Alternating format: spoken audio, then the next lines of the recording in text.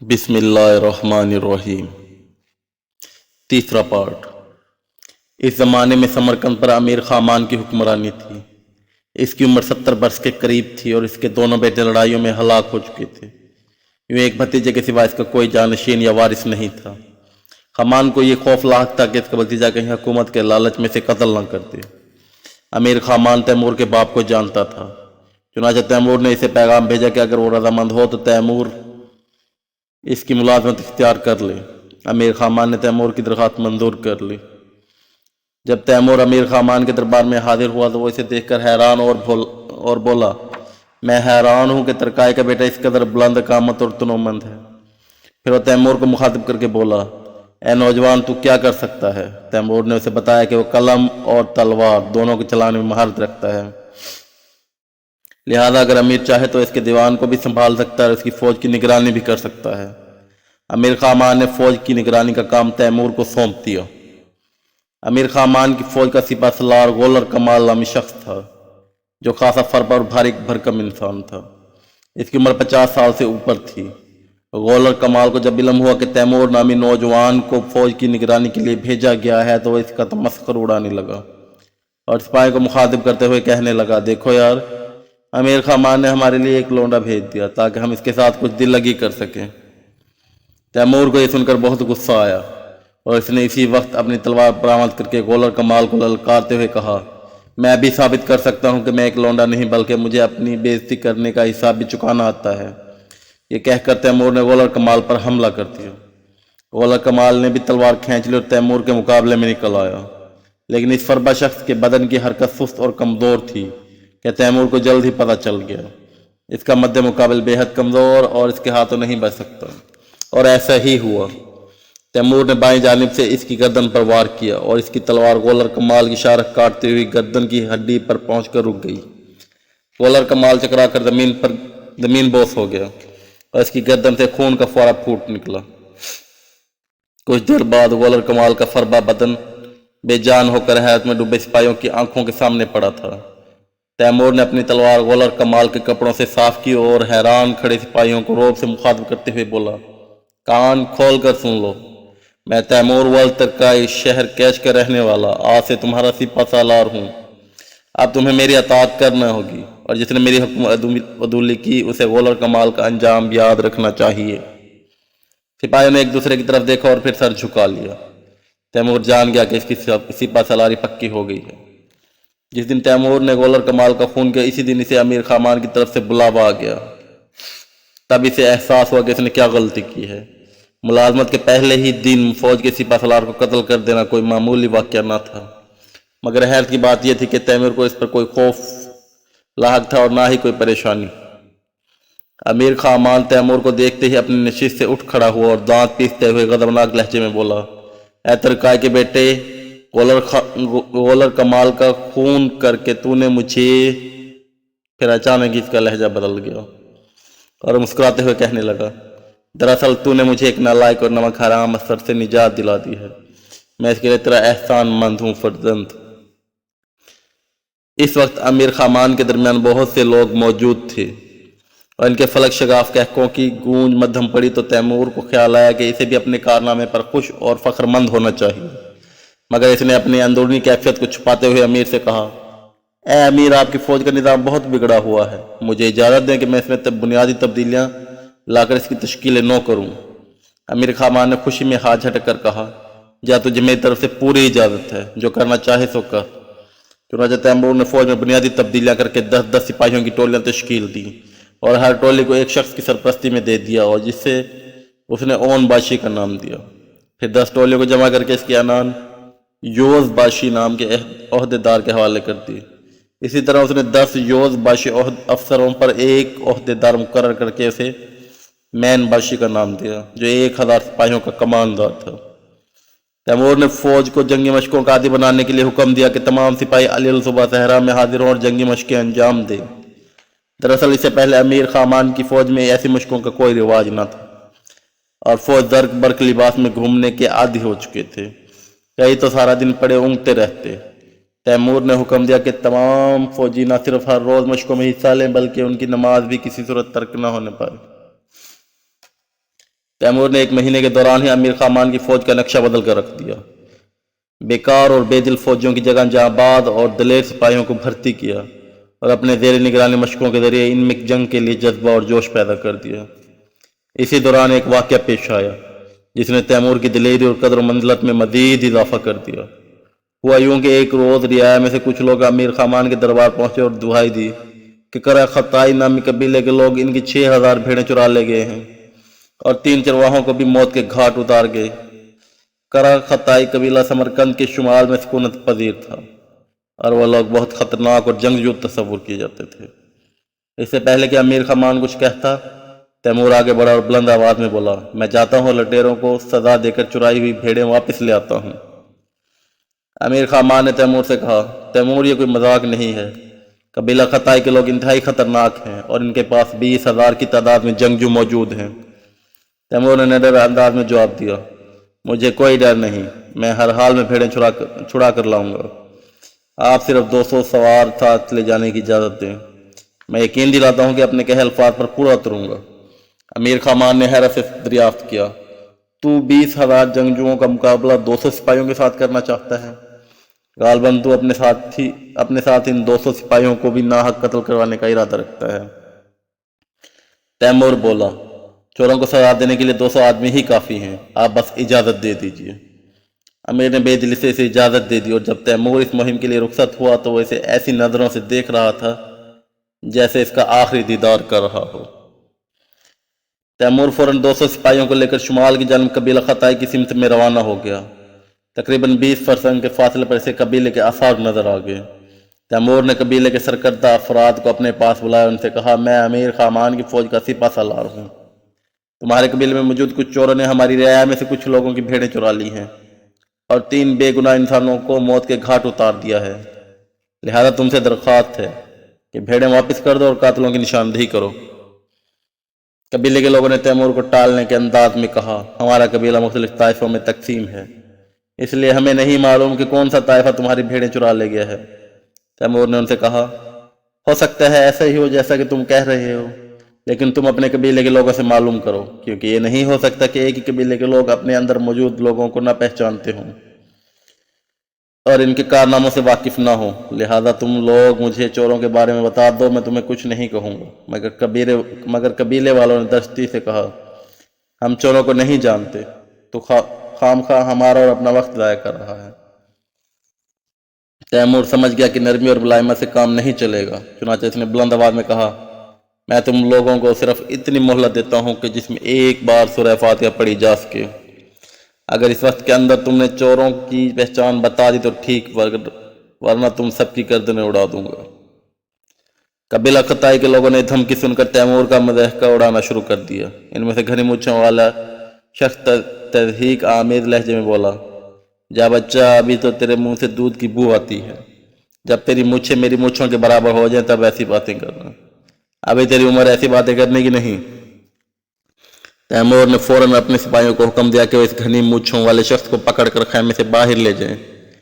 जब इसे बाहर ले जाया गया तो तैमूर ने अपने सिपाहियों को हुक्म दिया कि इसे नीचे बिठाकर खुद पीछे हट जाएं। इस शख्स के देगर साथी हैरत से सारा माजरा देख रहे थे। इससे पहले कि वो कुछ जान पाते, तैमूर ने अपनी तलवार बरामद की और इस घनी मूछों वाले शख्स के जमीन से उठने से पहले ही अपने उस्ताद समतर खान के बताए हुए असूल के मुताबिक इसकी गर्दन पर वार कर दिया। समतर खान ने तैमूर को बताया था कि तलवार को पूरी जिस्मानी कुव्वत से चलाना चाहिए ताकि दुश्मन की हड्डी तक कट जाए। चुनांचे उसने अपनी पूरी कुव्वत से तलवार चलाई थी, जिसने इस घनी मूंछों वाले शख्स की गर्दन के गोश्त के अलावा हड्डी को भी इस तरह काट दिया था कि इस शख्स का सर लड़कता हुआ दूर जा गिरा और खून गर्दन की रगों से फवारे की मानिंद उबलने लगा। तैमूर ने जब उस शख्स की गर्दन से उबलते खून के फुआरे को देखा तो उसे एक अजीब तर्ज का लज्जत का एहसास हुआ और वह कैफ सरूर के एहसास में डूब गया। इसके लिए मंजर बिल्कुल नया और हैरत अंगेज था। यही वजह थी कि वो कुछ ही देर इसी मंजर को देखने में महू हो गया। उसे खबर ही ना रही कि मकतूल के बाकी 4 साथी इस पर हमलावर हो गए हैं। बिल्कुल आखिरी लम्हात में से पता चला कि वह अपने आप को बचाता हुआ दिफा करने लगा। फिर इसने अपने सिपाहियों में से एक को कहा कि वह तलवार इसकी तरफ फेंके। अगरचे तैमूर पर 4 ताकतवर आदमियों ने हमला किया था, मगर इसने अपने साथियों से मदद नहीं मांगी और इन्हें हुक्म दिया कि वह एक तरफ खड़े रहें। वो खुद इनसे निपट लेगा। तैमूर ने दोनों हाथों से तलवार चलाते हुए इन चारों आदमियों पर चाबुकदस्ती से हमला किया तो वहां मौजूद इसके साथी अश अश कर उठे। इसके दोनों हाथ एक जैसी महारत से चल रहे थे। वह ऐसी जबरदस्त तकनीक से दोनों तलवारें चला रहा था कि जैसे हाथ में पकड़ी तलवारें इसके जिस्म का ही हिस्सा हों। खुद तैमूर को यह महसूस हो रहा था जैसे इसके इसके मुकाबले में एक अनाड़ी बच्चे की हैसियत रखते हों। जल्द ही उसने इनमें से एक शख्स के सीधे हाथ पर वार किया तो तलवार इसके हाथ से छूटकर दूर जा गिरी और वह कराहता हुआ जमीन पर बैठ गया। इसके साथ ही बाकी 3 अफराद की आंखों में भी खौफ के साए लहराने लगे और वह जान गए कि तैमूर या तो इन्हें मौत के घाट उतार देगा या फिर बुरी तरह जख्मी कर देगा। चुनांचे उन्होंने तुर्की जुबान में तैमूर से पनाह तलब की। तैमूर ने उन्हें हुक्म दिया कि वो तलवार जमीन पर फेंक दे और दूर हट जाएं। तीनों ने पैरवी की और हथियार फेंककर जान बख्शी की इल्तिजा करने लगे। तैमूर ने अपने साथियों को हुक्म दिया कि वो इन चारों की तलवारें जब्त कर लें। फिर इसने इन चारों को खैमे में दाखिल होने का हुक्म दिया और इन्हें इजाज़त दी कि वो अपने जख्मी साथी के जख्म बांध सकते हैं। जब उनका काम ख़त्म हो गया तो तैमूर ने उनसे कहा, तुम लोगों को अब यकीनन पता चल गया होगा कि मेरे मुंह से दूध की नहीं बल्कि खून की बू आती है। अगर अब भी तुमने मुझे चोरों की शनाख्त नहीं बताई तो मैं तुम सबको एक एक करके ज़िबा कर डालूंगा। और चारों कहने लगे, बाखुदा हम चोरों को नहीं जानते, मगर इतना मालूम है कि इनका ताल्लुक कबीला आका मरबूज से है। तैमूर ने उनसे पूछा, कबीला आका मरबूज का सरदार कौन है? जोदोत गोल्तो इनमें से एक कराहते हुए बोला। तैमूर ने उनसे कहा, ठीक है, मगर मैं तुम लोगों को यरगमालियों के तौर पर अपने साथ ले जाऊंगा और वादा करता हूं कि कबीला आका मरबूज में चोरों की शनाख्त के बाद तुम्हें आज़ाद कर दूंगा। फिर इसने अपने सिपाहियों को हुक्म दिया कि उन चारों को घोड़ों पर बांध दें। जब वो रवाना होने लगा तो तैमूर ने महसूस किया कि इसके सिपाही इसे फ़ख्र और तहसीन भरी नज़रों से देख रहे हैं। वो जान गए थे कि उनका सिपहसालार एक कमसुन और कम उम्र जवान ज़रूर है, मगर नालायक और बुज़दिल नहीं। वो लोग दोपहर के करीब आका मरबूज कबीले की रिहाइशगाह तक पहुंच गए। अब उनके सामने खैमों का एक शहर आबाद था। तैमूर ने वहां से गुजरने वाले एक शख्स से दरियाफ्त किया कि जोदोत गोल्तो का खैमा कहाँ है। उसने दूर एक खैमे पर नसब सफ़ेद कुबे की तरफ इशारा करते हुए बताया कि वो सफ़ेद कुबा जोदोत गोल्तो के खैमे पर नसब है और वो वहीं रहता है। तैमूर ने अपने साथियों को इशारा किया कि वो सब घोड़ों को हवा की दोष पर दौड़ाते जोदोत गोलो के खैमे के सामने पहुंच गए। तैमूर अपने घोड़े से उतरा और यरगमालियों में से जो शख्स जोदोत गोल्तो को पहचानता था उसे लेकर अंदर दाखिल हो गया। यरगमाली ने कुछ कहे बगैर एक मोहम्मद शख्स की तरफ इशारा किया जो अपने 2 बेटों के साथ खैमे में बैठा हुआ था। इससे पहले कि इन लोगों की हैरत ख़त्म होती, तैमूर ने अपने सिपाहियों को इशारा किया, जिन्होंने आगे बढ़कर जोदोत गोल्तो और इसके दोनों बेटों को गिरफ्तार कर लिया और उनके मुंह कसकर बांध दिए। इससे पहले कि दूसरे खैमों तक खबर पहुंचती, तैमूर इसके साथी जोदोत गोल्तो और इसके बेटों को लिए खैमों से दूर आ गए। तैमूर जानता था अगर वह अहले कबीला के नरगे में आ गए तो यकीनन मारे जाएंगे। इसीलिए वो जल्द खैमागाह से दूर हट जाना चाहता था।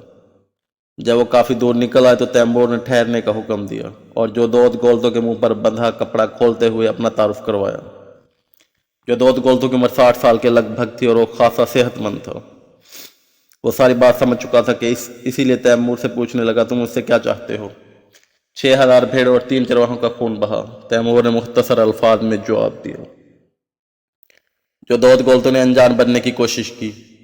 उस पर तैमूर ने तहमकाना लहजे में मुखातिब करते हुए कहा, देखो जोदोत गोल्तो, मैं जानता हूँ कि तू अपने कबीले का सरदार है और यह नामुमकिन है कि तेरी मर्जी और रजामंदी के खिलाफ तेरे कबीले के लोग समरकंद से 6000 भेड़ें चुरा लाएं और 3 इंसानों को कत्ल भी कर दें। लिहाजा तेरी बेहतरी इसी में है कि तू मेरा मुतालबा मान ले, वरना अगर तू मेरी बात ना मानी तो मैं तेरे सामने पहले तेरे बेटों को मौत के घाट उतारूंगा और फिर तुझे भी कत्ल कर दूंगा। जोदोत गोल्तो ने धमकी नज़रअंदाज कर दी और तैमूर के साथियों को बगौर देखते हुए कहने लगा, आया तो जानता है कि मेरे कबीले में कितने जंगजू मौजूद हैं? नहीं, तैमूर ने लापरवाही से जवाब दिया। 5000। इसने 5000 पर खास जोर देते हुए कहा, अगर तू मुझे या मेरे बेटों को किसी किस्म का नुकसान पहुंचाएगा तो वो तुझे और तेरे अमीर को जिंदा नहीं छोड़ेंगे। तेरे जंगजुओं की तादाद 5000 तो क्या 5 लाख भी हो तो मैं तुझे और तेरे बेटों को जरूर कत्ल कर दूंगा, माँ सिवाय इसके कि तू भेड़ें वापस करे और खून बहा अदा करे, तैमूर ने पुरअज़म लहजे में कहा। अपनी बात को सच साबित करने के लिए उसने हुक्म दिया कि जोदोत के बड़े बेटे की गर्दन पर रस्सी लपेट कर दोनों तरफ से खींची जाए। तैमूर के सिपाहियों ने ऐसा ही किया और फिर उसी वक्त जबकि जोधोत का बेटा किसी रिबाशुदा परिंदे की तरह फड़फड़ा रहा था, जोधोत गोलतू चीख उठा, ठहरो, देता हूं, रुक जाओ। तैमूर ने इशारा करके अपने सिपाहियों को रुकने का हुक्म दिया और कहा वो लड़के की गर्दन से रस्सी खोल दे। लेकिन जब रस्सी खोली गई तो बहुत देर हो चुकी थी। जोधोत का बेटा इसी लम्हे जमीन पर गिरा और दम तोड़ दिया। गालबन उसका दम घुट गया था। जोधोत गोलतू ने अपने बेटे का अंजाम देखा तो बेख्तियार दोनों घुटनों पर बैठकर सर पीटने लगा, फिर चेहरा छुपाकर दारोदार रोने लगा। तैमूर ने अपनी तलवार म्यान से निकाले बगैर इसे 2-3 मरतबा टहोका दिया और कहा, ऐ सिफ्त इंसान, अगर तू इतना ही कमज़ोर दिल है कि औरतों की तरह आंसू बहा रहा है तो तूने पहले क्यों कर चोरी करने और कत्ल नाहक की जसारत की। अब तू सुन ले कि अगर तूने अब मेरी बात ना मानी तो मैं अभी तेरे दूसरे बेटे का भी यही हाल करूंगा जो पहले का किया है।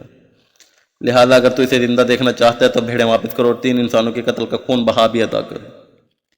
जोधोत गोलतू ने चेहरे से हाथ उठाए और आंसू बहाते हुए बोला, खून बहा कितना होगा। इस पर तैमूर ने शरई हवाला देते हुए कहा, कुरान कहता है अगर किसी को गलती से कत्ल कर दिया जाए तो कातिल को खून बहा के तौर पर 100 ऊँट देने होंगे, लेकिन तेरे सिपाहियों ने जानबूझकर 3 चरवाहों को कत्ल किया है, लिहाजा हर एक खून की कीमत 300 ऊँट होगी। तेरा मतलब है कुल 900 ऊँट। जोधोत गोलतू की आवाज़ जैसे गले में दब गई। वो बड़ी मुश्किल से बोल पाया, मेरे पास इतने सारे ऊँट कहाँ से आए। अगर तेरे पास ऊँट नहीं है तो घोड़े दे दे, मैंने सुना है तेरे यहाँ बहुत सारे घोड़े हैं।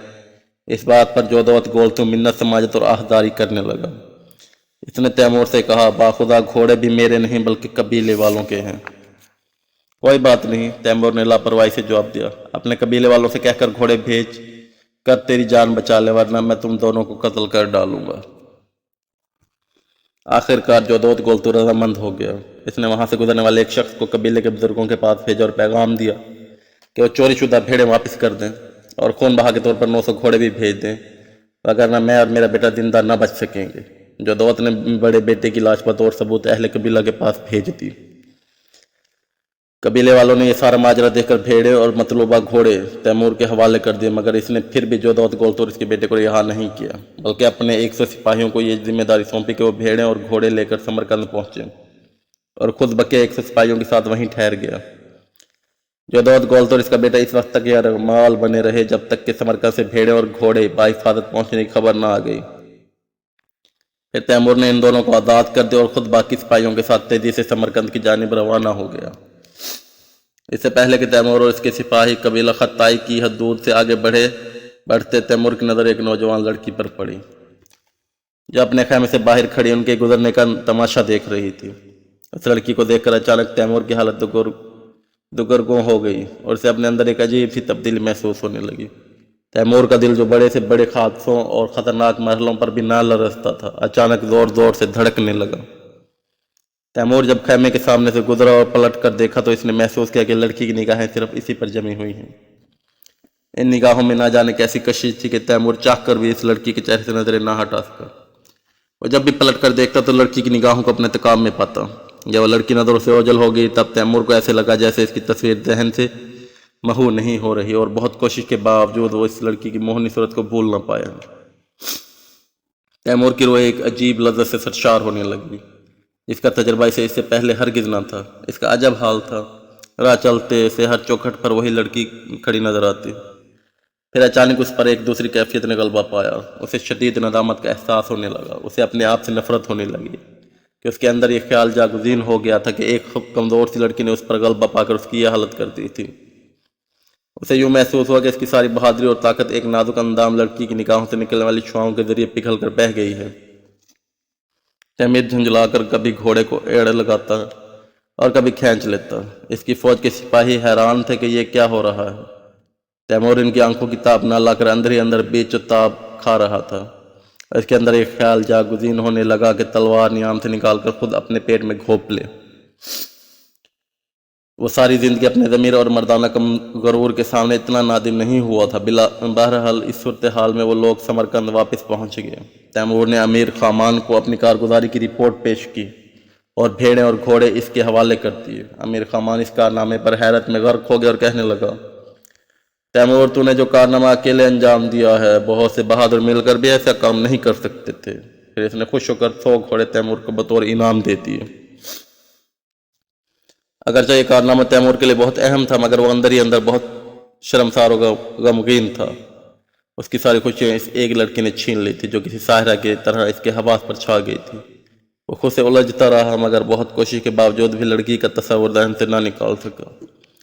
آخرکار اس نے اہل خانہ سے ملاقات کے بہانے امیر خامان سے چھٹی کی درخواست کی اور سوچا کہ اس مسئلے کا حل اپنے استاد عبداللہ قطب سے دریافت کرے۔ امیر خامان نے تیمور کی درخواست باخوشی منظور کر لی اور وہ کیش پہنچ کر سیدھا اپنے استاد عبداللہ قطب کی خدمت میں حاضر ہو گیا۔ عبداللہ قطب اسے دیکھ کر بہت خوش ہوئے اور کہنے لگے، ماشاءاللہ، دیکھتا ہوں اب میرا شاگرد ایک گبرو مرد میں تبدیل ہو چکا ہے۔ مگر تیمور نے افسردہ لہجے کے ساتھ کہا، استاد محترم، یہ گبرو مرد ایک ناکارہ انسان ہے اور کسی بچے کے برابر بھی طاقت نہیں رکھتا۔ میں آپ کو یہ بتانے آیا ہوں کہ میں اپنے ضمیر کے ہاتھوں نادم ہو کر خودکشی کرنے کا سوچ رہا ہوں۔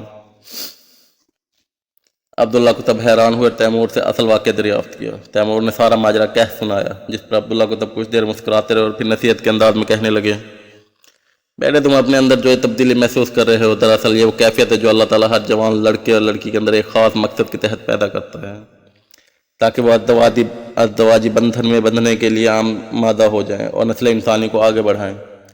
اگر یہ کیفیت پیدا نہ ہو تو کوئی مرد کسی عورت میں دلچسپی نہ لے اور کوئی عورت بھی کسی مرد کو آنکھ اٹھا کر نہ دیکھے۔ اس طرح قدرت کا نظام معطل ہو کر رہ جائے گا اور نسل انسانی میں اضافہ ممکن نہ ہو سکے گا۔ لہذا تیمور، تجھے خود سے نادم نہیں ہونا چاہیے، کیونکہ تیری عمر کو پہنچنے والے ہر انسان اسی کیفیت میں مبتلا ہو جاتا ہے۔ دراصل تیری حالت اب اس بات کی طرف اشارہ کرتی ہے کہ تیری شادی کا وقت قریب آ پہنچا ہے، لہذا تو اپنے والد سے بات کر کے وہ تیرے لیے اس لڑکی کا ہاتھ مانگ لیں۔ تیمور نے شرم سے سر جھکا کر کہا، یہ بات میں اپنے والد سے نہیں کہہ سکتا، مجھے شرم آتی ہے۔ تو پھر میں تیرے والد سے اس بارے میں بات کرتا ہوں اور ان سے کہتا ہوں کہ وہ اس لڑکی کو تیری دلہن بنانے کا بندوبست کریں۔ اس کے بعد عبداللہ قطب نے واقعی ہی تیمور کے والد کو اس کام کے لیے رضامند کیا اور وہ موہنی صورت لڑکی جس نے تیمور کی حالت گرگو کر دی تھی اور خیمے کی اوٹ سے آنکھوں کے ذریعے اس کے دل پر قابض ہو چکی تھی، نکاح کے ذریعے اس کے گھر میں آ گئی۔ شادی کے بعد تیمور کی بے چینی اور اضطراب کا خاتمہ ہو گیا اور وہ آسودہ خاطر ہو کر اپنے فرائض منصبی دوبارہ سنبھالنے کے لیے تیار ہو گیا۔